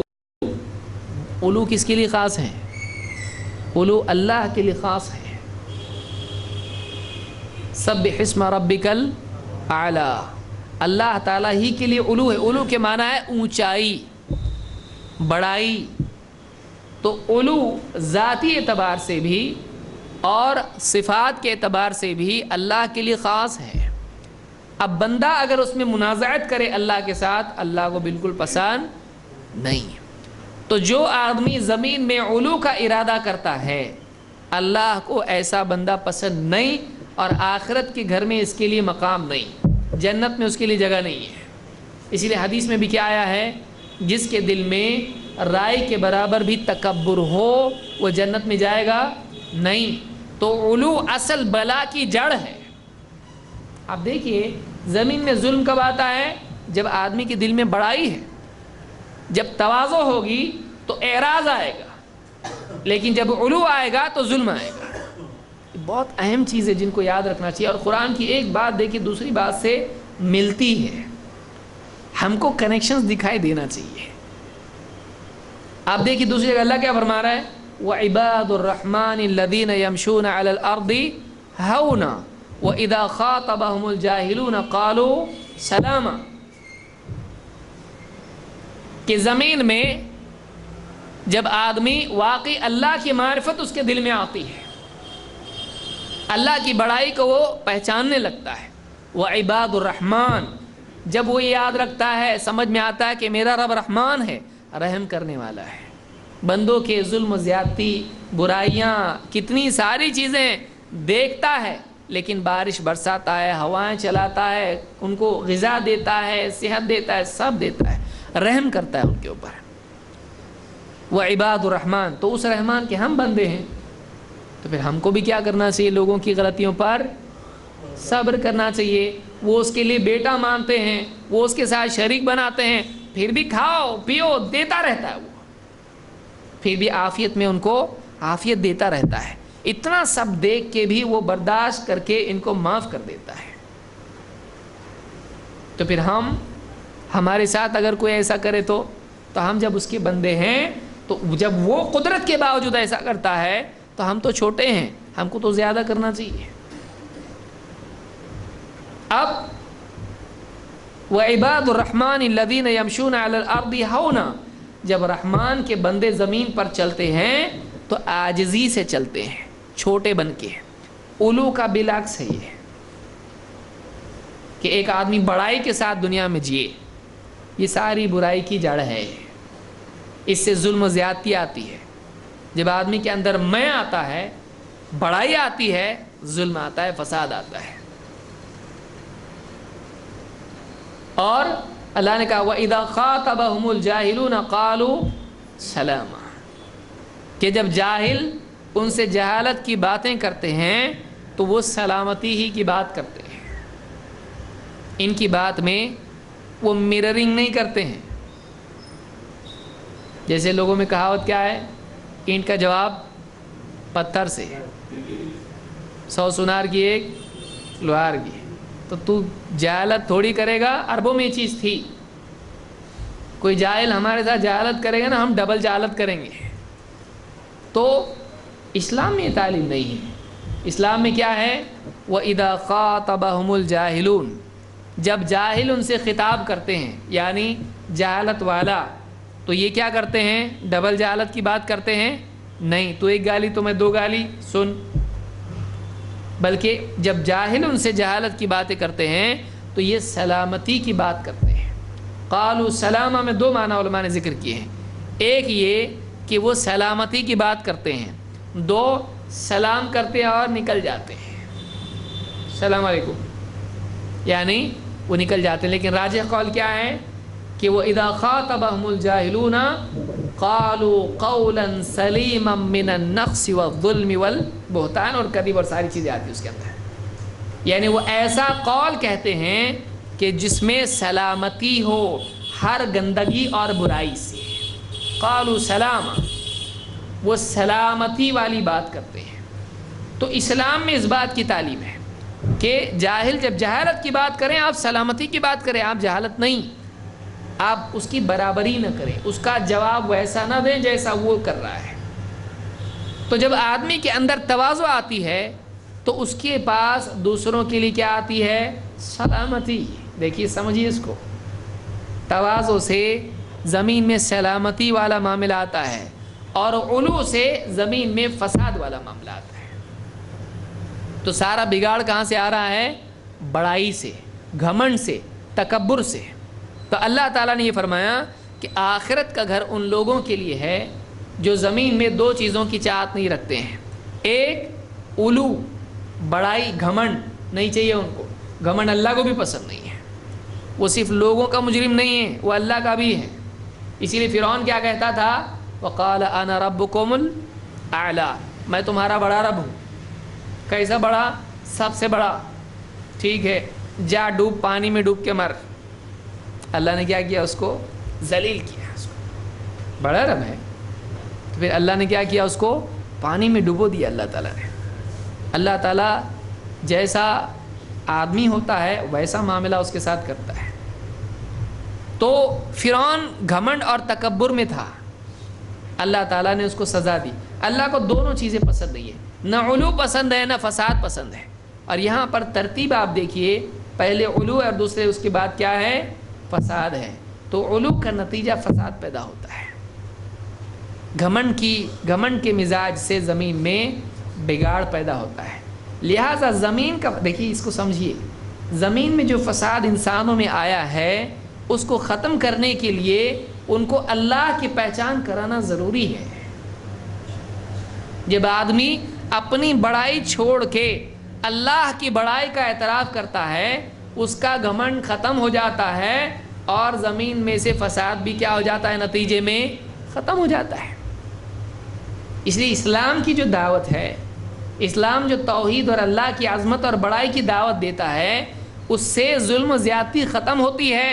اس لیے عرب میں ختم کیسا ہوا, عرب کے لوگوں میں جو ظلم و زیادتی اور آپس کی جنگیں تھیں کیسا ختم ہوا, اسلام کے ذریعے سے ختم ہوا. اللہ تعالیٰ نے کیا فرمایا, وَاذْكُرُوا نِعْمَةَ اللَّهِ عَلَيْكُمْ إِذْ كُنْتُمْ أَعْدَاءً فَأَلَّفَ بَيْنَ قُلُوبِكُمْ فَأَصْبَحْتُمْ بِنِعْمَتِهِ إِخْوَانًا.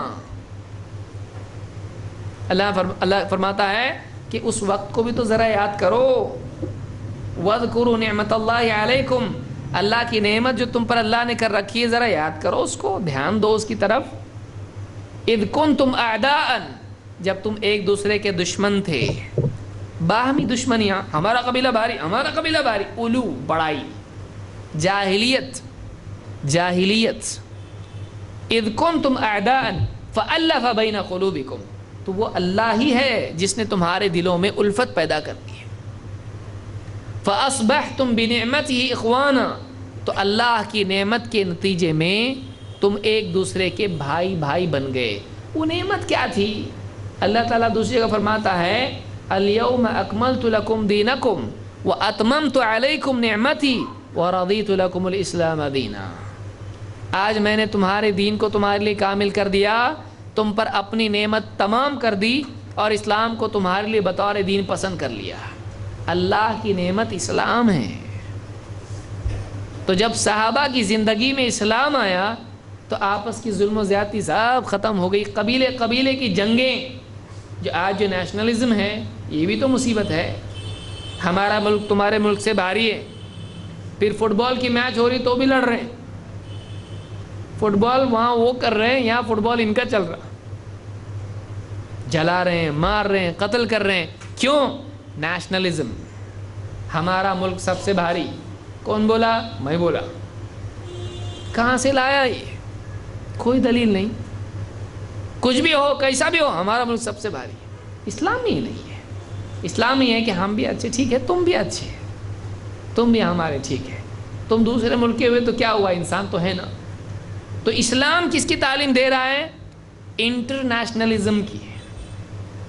یہ نہیں بتا رہا کہ آپ ایک محدود علاقے کو پکڑ کے چلو کہ ہم کچھ بھی ہو ہم بھاری. ہاں, جو نزدیک والے ان کا زیادہ حق ہے ہمارے اوپر. ملک تو چھوڑیے, گھر سے شروع ہو جاتا ہے کہ جو گھر ہمارا ہے, گھر کے بازو ہے, گھر کے سامنے والا زیادہ نزدیک ہے, اس کا زیادہ حق ہے, بازو والے کا اس سے کم ہے, کیونکہ مقابل کا زیادہ حق ہوتا ہے. تو ایک آدمی اس کے پڑوسیوں کے اعتبار سے بھی اس کے حقوق ہیں. جتنا قریب کا گھر ہے اس کا زیادہ حق ہے. تو ظاہر بات ہے کہ جس ملک میں ہم رہ رہے ہیں, انگلینڈ اور امریکہ سے زیادہ جو قریب کے گھر ہیں ان کا حق ہمارے اوپر ہے. لیکن یہ بات کہ ایک آدمی اس طرح سے کہنے لگے کہ نہیں ہم دوسرے ملک والوں کے ساتھ میں محبت نہیں کرتے ہیں. کیوں؟ ہم صرف اپنے ملک والوں سے محبت کرتے ہیں. ہمارا دل اتنا چھوٹا بنانے کو نہیں کہا اسلام نے, بڑا دل رکھ تو پوری دنیا والوں کے لیے تو رحم والا بن. ارحموا من فی الارض, یہ نہیں کہا ارحموا من فی وطنکم, تمہارے وطن میں جو ہے تم انہی کے ساتھ رحم کرو. نہیں, ہم اپنے ملک والوں کے اوپر بھی رحم کریں گے اور جو ملک سے باہر ہیں ان کے اوپر بھی رحم کریں گے. کیوں؟ اس لیے کہ پوری زمین ہماری ہے.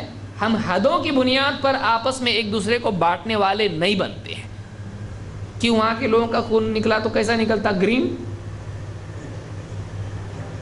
سعودی والوں کا کیسا ہرا نکلتا خون؟ سب کا لال ہے. سب کی دو آنکھیں ہیں، سب کے دو کان ہیں، ایک زبان ہے، سب انسان ہیں. حدوں کی بنیاد پر ہم بانٹتے ہیں لوگوں کو، نہیں. تو اسلام کی تعلیم نہیں ہے. تو اب یہ جو گھمنڈ آ رہا ہے، یہ گھمنڈ اللہ پسند کرتا ہے؟ نہیں. اس علو کے نتیجے میں ظلم و زیادتی آتی ہے. اسلام یہ سکھاتا ہے کہ آدمی چھوٹا بن کے جیے. میرا رب بڑا ہے، میں چھوٹا ہوں، اور جب میں چھوٹا ہوں آئے گا زندگی میں ظلم نکلے گا. تو صحابہ قبیلوں کی بنیاد پر لڑتے تھے. اس زمانے میں عربوں میں قبیلے تھے، اوس، خزرج. اب یہ ان پہ حملے کر رہے، وہ ان پہ حملے کر رہے ہیں. وہاں بھی جو ہے پارٹی بندی، گروہ بندی تھی. اور ہمارا قبیلہ بھاری، ہمارا قبیلہ غلط بھی رہے تو صحیح، ہم ہیں. اللہ تعالیٰ نے جب اسلام دیا، فساد زمین کا ختم ہو گیا، مدینہ میں امن آ گیا. کہاں سے آیا؟ اسلام آیا تو امن آیا. اسلام دین امن ہے. ورنہ ایسا ہوتا اللہ کے نبی صلی اللہ علیہ وسلم جاتے اور کہتے اور لڑو، ان کو بھی ویپن دو، ان کو بھی ویپن دو، ذرا اور اچھے سے ذرا لڑو. ایسا لڑتے کیا؟ ایسا کیے. وَاذْكُرُوا نِعْمَةَ اللَّهِ عَلَيْكُمْ اِذْ كُنْتُمْ أَعْدَاءً فَأَلَّفَ بَيْنَ قُلُوبِكُمْ. آپ دیکھیے اسلام کیا بتا رہا ہے. تم دشمن تھے، اللہ نے تمہارے دلوں میں الفت پیدا کی. اسلام دشمنی سے الفت کی طرف لے جاتا ہے. کیا کیسے الفت آئی ان کی؟ پیسے بانٹے اللہ کے نبی صلی اللہ علیہ وسلم نے مدینہ میں جا کے. کیا کیے؟ آپ صلی اللہ علیہ وسلم نے اسلام پیش کیا، ان کی زندگیوں میں اسلام آیا، الفت پیدا ہو گئی. معلوم یہ ہوا کہ اسلام کے ذریعے سے زمین کا فساد ختم ہوتا ہے. اسلام دین امن ہے. آپس میں لوگوں کے ساتھ، ایک دوسرے کے ساتھ الفت کا سلوک اسلام کے نتیجے میں پیدا ہوتا ہے. تو اللہ نے فرمایا کہ اللہ تعالیٰ آخرت کا گھر یہ ان لوگوں کے لیے ہے جو زمین میں علو اور فساد کی چاہت نہیں رکھتے ہیں. آپ دیکھیے پچھلی آیت میں فساد کرنا منع تھا کیونکہ اللہ کو پسند نہیں. آخرت کا گھر کس کے لیے ہے اور کس کے لیے نہیں ہے؟ فساد کرنے والوں کے لیے نہیں ہے. اللہ نے کیا فرمایا؟ لا یریدون علوا فی الارض ولا فسادا. آیت میں الفاظ دیکھنے جیسے ہیں. اللہ نے یہ نہیں کہا آخرت کا گھر ان لوگوں کے لیے ہے جو زمین میں علو سے نہیں چلتے ہیں، فساد نہیں کرتے ہیں. لا یریدون علوا فی الارض ولا فسادا. جن کی چاہت بڑائی کی نہیں ہے، جن کا ارادہ بڑائی کا نہیں ہے، جن کا ارادہ فساد کا نہیں ہے. ارادہ بھی نہیں چاہیے. جیسے آدمی ہوتا ہے، ٹھہر ذرا ٹائم آنے دے، میرا دیکھتا تیرے. یہ کیا ہے؟ ابھی ٹائم آیا نہیں لیکن ارادہ اندر رکھے ہوئے ہے. ابھی تھوڑا غریب ہے، پیسہ آن دے سے دیکھ کیسا میں کرتا، بڑا بن کے دکھاتا تجھ کو. یعنی ابھی اس کے پاس نہیں ہے لیکن فیوچر پلاننگ ہے. تو یہ ارادہ کیے ہوئے ہے. ارادہ بھی اگر باقی رہے تو وہ بھی جرم ہے. اس کو یاد رکھیے. اگر ارادہ بھی باقی رہے تو وہ بھی جرم ہے، چاہے عمل نہ کریں. اگر ارادے پہ مرا تو بھی مجرم ہے. اللہ کے نبی صلی اللہ علیہ وسلم نے کہا اذا التقى المسلمان بسيفيهما فالقاتل والمقتول في النار. جب دو مسلمان آپس میں تلوار بالکل کھینچ کے کھڑے ہو جائیں لڑنے کے لیے تو قاتل بھی جہنم میں ہے، مقتول بھی جہنم میں ہے. صحابہ نے پوچھا کہ اللہ کے رسول، قاتل کا تو سمجھ میں آتا ہے، مارا اس نے، مقتول جہنم میں جائے گا کیسا؟ ہم کو سمجھا نہیں. آپ نے فرمایا کہ انہو کان حریصا علی قتل صاحبہ. وہ بھی تو اپنے ساتھی کو مارنے کی تمنا کیے ہوئے تھا. وہ بھی تو حریص تھا کہ کسی طرح موقع مل جائے میں اس کی گردن اڑا دوں گا. تو اڑا نہیں سکا لیکن ارادہ اینڈ تک تھا.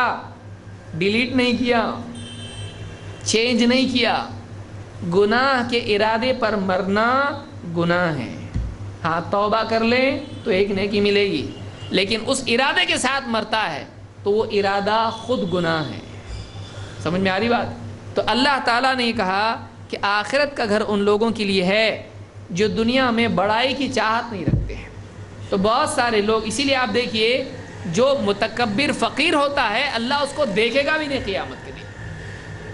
اس کے پاس پیسہ نہیں ہے لیکن گھمنڈ ہے، اس کے پاس پیسہ گھمنڈ پیدا کرتا ہے نا، لیکن اس کے پاس پیسہ نہیں رہ کے بھی گھمنڈ ہے، اللہ کو بالکل پسند نہیں ہے۔ غربت میں گھمنڈ اللہ کو پسند نہیں ہے۔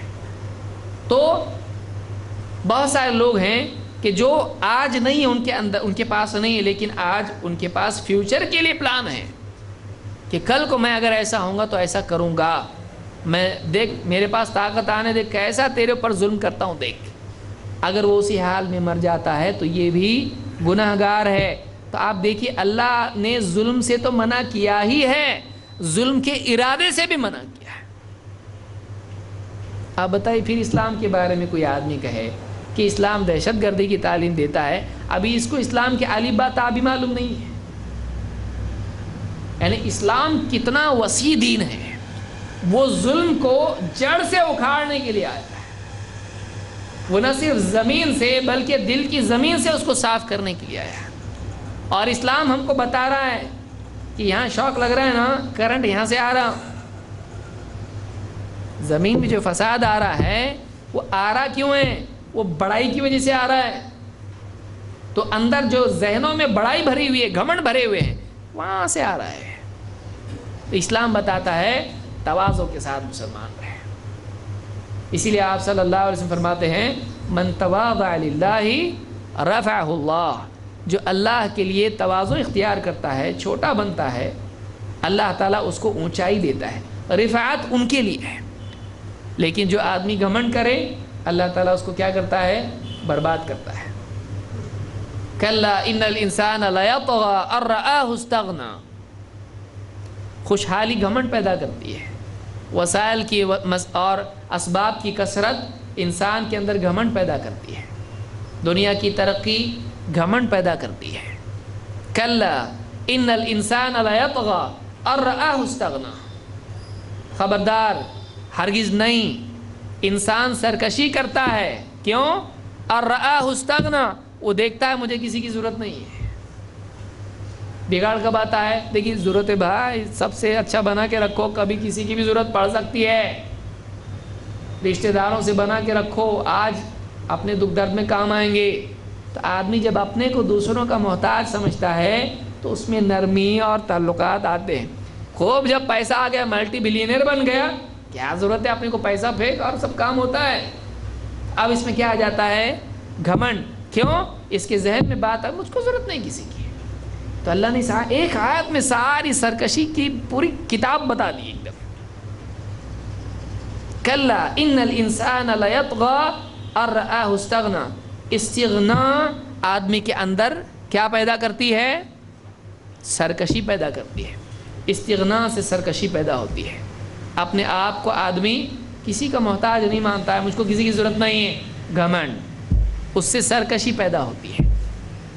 تو ایک آدمی کو اسلام یہ تعلیم دیتا ہے کہ مسلمانوں کے لیے سماج ایسا ہے، ایک دوسرے کو سپورٹ کرنے والے، اینٹوں کی طرح جیسے عمارت میں ہوتی ہے کہ ایک اینٹ کیا کرتی ہے؟ دوسری اینٹ کو سپورٹ کرتی ہے، اس سے آپس میں نرمی، تعاطف اور تراحم کا سلوک پیدا ہوتا ہے۔ مسلمانوں کے بارے میں یہی بتایا گیا ہے، کمثل الجسد، ایک جسم کی طرح ہے، ہاتھ ہے، پاؤں ہیں، آنکھیں ہیں۔ ہاتھ کو آنکھ کی ضرورت ہے کہ نہیں ہے؟ ہے۔ کیا کچھ بھی اٹھا کے کھا رہا؟ آنکھ سے دیکھتا ہے نا پہلے پھل سڑا ہوا ہے کہ نہیں ہے، تو کھانے کے لیے ہاتھ ہے، چبانے کے لیے دانت ہے، لیکن دونوں مل کے بھی اگر آنکھ نہیں ہے کچھ بھی کھا سکتا ہے آدمی۔ تو منہ کو بھی آنکھ کی ضرورت ہے، ہاتھ کو بھی آنکھ کی ضرورت ہے، اور دور رکھا ہوا ہے، ادھر بیوی نے فریج میں رکھا ہے، چل کے جانے کو پاؤں بھی چاہیے۔ تو سارا جسم مقاصد میں تعاون کرتا ہے ایک دوسرے کا، ہر عضو کی ضرورت کا دوسرا۔ سر دکھ رہا ہے نا، تو پھر سر کو دوا لگانے کے لیے کون کام آ رہا؟ سر، ہاتھ لیا، اچھا ہاتھ سے لگا رہا ہے دوائی، اس کی دوائی کھا رہا ہے، پیٹ دکھ رہا ہے، دوائی کھا رہا ہے، ہاتھ کام آ رہا ہے اس کا، چلنے کے لیے پاؤں کا کام آ رہا ہے۔ تو ایک آدمی کے جتنے جسم کے اعضاء ہوتے ہیں سب مل کے کام کرتے ہیں. تو سماج میں بھی جب کوآپریشن ہوتا ہے بگاڑ نہیں آتا ہے. کوآپریشن ہوتا ہے بگاڑ نہیں آتا ہے. کوآپریشن کب ہوتا ہے؟ جب میرے پاس کچھ کم ہے تیرے پاس کچھ ہے, چلو مل جل کے رہیں گے, بگاڑ نہیں آتا ہے. لیکن ہم کو کچھ کسی کی ضرورت نہیں ہے, کوئی ملک ایسا ہو جائے پھر وہ کیا کرتا ہے, دوسروں کے اوپر ظلم و زیادتی کرنا شروع کرتا ہے. ہم کو کسی کی ضرورت نہیں, ہم بہت بھاری ہیں. تو دنیاوی ترقی بھی بگاڑ کا ذریعہ بنتی ہے, ٹیکنالوجی کی ترقی بھی بگاڑ کا ذریعہ بنتی ہے. اسلام ٹیکنالوجی سے نہیں روکتا ہے, ترقی سے نہیں روکتا ہے, اس مینٹالٹی سے روکتا ہے. اس لیے دونوں آیتوں میں آپ دیکھیں ارادے کو منع کیا ہے. وَلَا تَبْغِ الْفَسَادَ فِي الْأَرْضِ لَا يُرِيدُونَ عُلُوًّا فِي الْأَرْضِ وَلَا فَسَادًا. ارادے کی سطح سے ختم کر, اپنے آپ سارا مسئلہ حل ہو جائے گا, زمین کے اندر امن آئے گا. یہ دو آیتیں اس کو اچھی طرح سے سمجھ لیں, یہ باقی کی آیتوں کے لیے بطور مقدمہ ہے. اللہ تعالی ہم سب کو قرآن کریم اور نبی کریم صلی اللہ علیہ وسلم کی احادیث کا صحیح فہم حاصل کرنے کی توفیق عطا فرمائیں, اور ہم کو اسلام کی دعوت صحیح انداز میں دینے والا بنائیں. انشاءاللہ میں نے آج زیادہ اس لیے بھی نہیں لیا, اولاً تو ایک وجہ تھی کہ اس کو اچھے سے سمجھنا ضروری ہے, دو نوٹس آپ کے پاس نہیں ہیں. تو اگلے ہفتے آپ کو نوٹس ملیں گے انشاءاللہ, تاکہ پھر جو بات بتائی جائے, آپ اس کے بہت سارے لوگ لکھتے بھی ہیں اس کے اوپر, جو بھی آیتیں حدیثیں ہیں اس کے ساتھ میں مختلف معنی اور مشکل الفاظ ہوتے ہیں. تو اگلے ہفتے انشاءاللہ نوٹس آپ کو ملیں گے. بدقسمتی سے جو پرنٹنگ والے کی مشین خراب ہو گئی آج.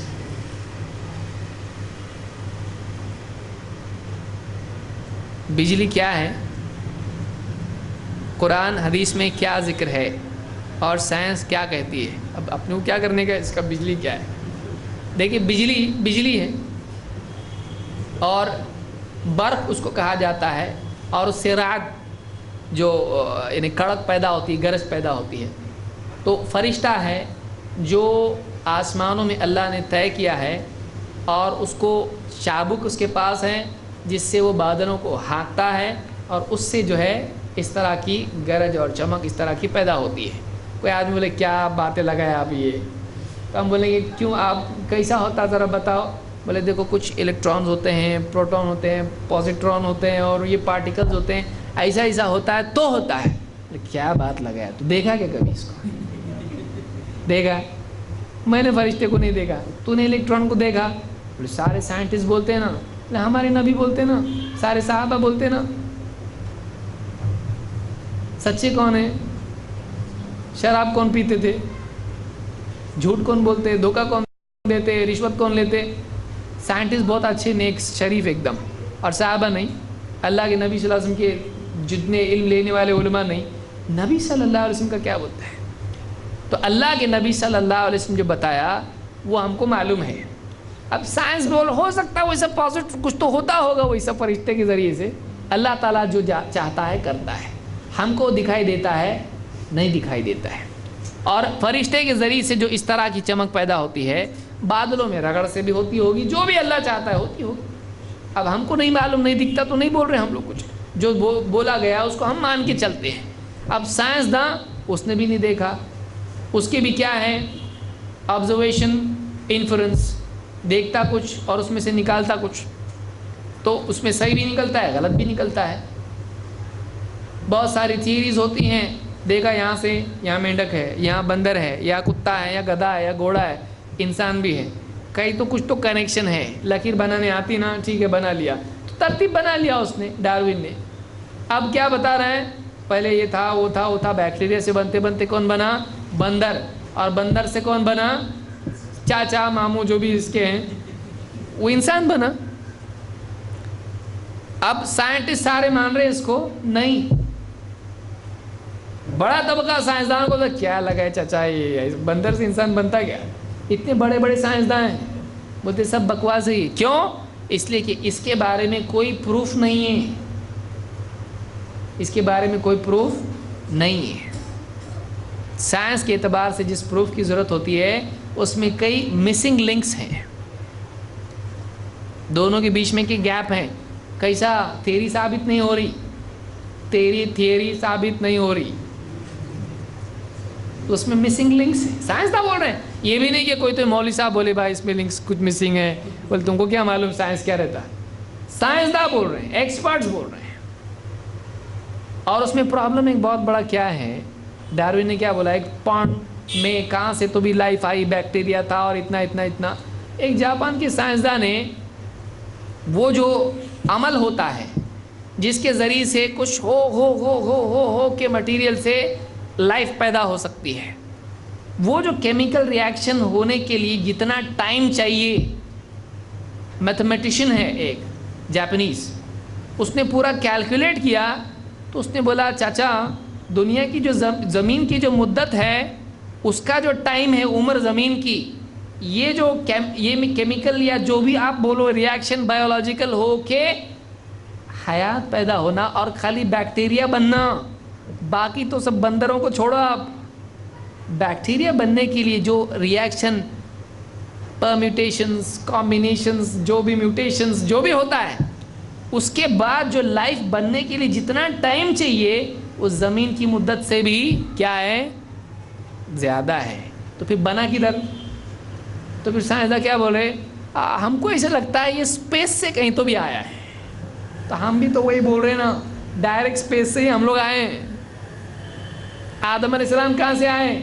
جنت سے آئے. تو پہلے بول رہے تھے سننے کو، کیا ہوا تم کو؟ اب تم بھی وہ کیا بولنے لگے، انسان زمین سے نہیں نکلا ہے، کہاں سے آیا؟ آسمان سے آیا ہے. تو ہم پہلے سے بول رہے، سنتے کیوں نہیں آپ لوگ؟ یہ اسلام ہے. سائنس بہت اچھا ہے، اچھی بات ہے، گاڑی بنا رہے، موٹر وہاں تک رہے تو ہی ٹھیک ہے. بہت زیادہ عقیدے کے مسائل میں سائنس جائے گا اگر پریشانی ہوگی. کیوں؟ اس لیے کہ ابھی بہت ساری چیزیں سائنس نے دیکھی نہیں ہے. اس لیے ہم اللہ کے نبی صلی اللہ علیہ وسلم کی بات کو مانتے ہیں، سائنس کی بھی بات مانتے، لیکن جب ٹکرائے ہم بولتے تھوڑا ذرا بازو بیٹھو، عقیدے کی فیلڈ میں گھسنے کی ضرورت مت کرو، عقیدے کی فیلڈ میں آنے کی ضرورت نہیں ہے، دین کے معاملات میں آنے کی ضرورت نہیں ہے. جہاں ٹکراؤ ہو اللہ اور اس کے رسول کی بات کے مان کے ہم چلتے ہیں. کیوں؟ اس لیے کہ یہ پہلے پہنچنے والا ہے، یہ بعد میں پہنچے گا، نہیں بھی پہنچ سکتا ہے، راستے میں ریگستان میں مر جائے گا کہیں تو بھی. یہ گاڑی فاسٹ ہے، یہ جلدی پہنچتی ہے، اس لیے دینی گاڑی میں بیٹھے گا آدمی جلدی پہنچے گا. سائنس کی گاڑی میں پہنچے گا، یہ کر رہا تحقیق کر رہا، یہ کر رہا تحقیق کر رہا، کب پہنچے گا؟ وہ گاڑی بنانے نہیں رہے گا. اور یہ کیسے بنی گاڑی، اچھا بیٹھ کے جلدی پہنچو جنت میں. سب سے اچھا طریقہ یہ ہے، گاڑی بناؤں گا پھر آؤں گا، مر جائے گا وہیں ریگستان کے اندر، جو بنی ہوئی گاڑی اس میں بیٹھ کے آ. یہ اسلام ہے، یہ سمپل ہے. تو جو بھی اس طرح کی جو باتیں ہوتی ہیں، بادل کیا ہے اور بجلی کیا ہے، بجلی ایسا ہے. اور یہ جو بجلی بنتی جو گورنمنٹ بیچتی ہے ہم کو جو چل رہی ہے، یہ الگ بجلی ہے. یہ آپ سائنٹسٹ لوگوں سے پوچھو کہ پانی کے ذریعے سے کیا بناتے ہیں، وہ الیکٹریکل پاور کیا ہوتا ہے، وہ بن کے وہ اس کو جمع کر کے رکھتے، پھر اس کو کیا کرتے ہیں وہ لوگ چھوڑتے ہیں. وہ آپ جا کے پوچھو MSCB والوں کو کیا بجلی ہے، وہ بتائیں گے آپ کو. ٹھیک ہے؟ اقول قولی ھذا واستغفر اللہ لی ولکم.